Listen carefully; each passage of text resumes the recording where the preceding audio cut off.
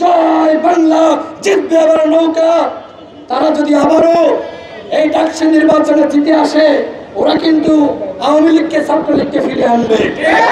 ডাকসু নির্বাচন হচ্ছে, টেলিভিশন খুললেই আমরা দেখি ডাকসু নির্বাচন, ডাকসু নির্বাচন আর ডাকসু নির্বাচন। তার মানে কি?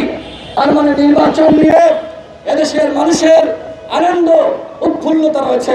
মানুষ নির্বাচন চাই, ডাকসু নির্বাচন তার প্রমাণ। এই নির্বাচনে অংশ নিচ্ছে ছাত্র অধিকার পরিষদের সভাপতি বিনিয়ামিন মোল্লা।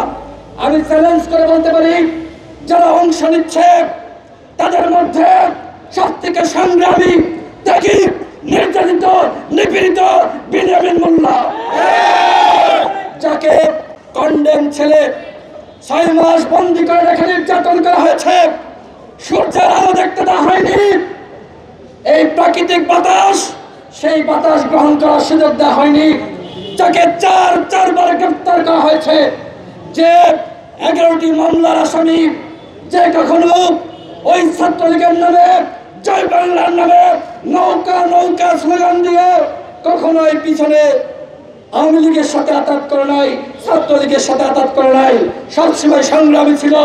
2018 সাল থেকে আমাদের সাথে সংগ্রাম করে আসছে। আমি ঢাকা বিশ্ববিদ্যালয়ের শিক্ষার্থী বন্ধুদেরকে বলবো, ভোট দেওয়ার আগে যাচাই বাছাই করে ভোট দিন। যারা হলে থেকেছে ছাত্রলীগের পরিচয়ে, যারা 18 সালের নির্বাচনে, 24 সালের নির্বাচনে স্লোগান দিয়ে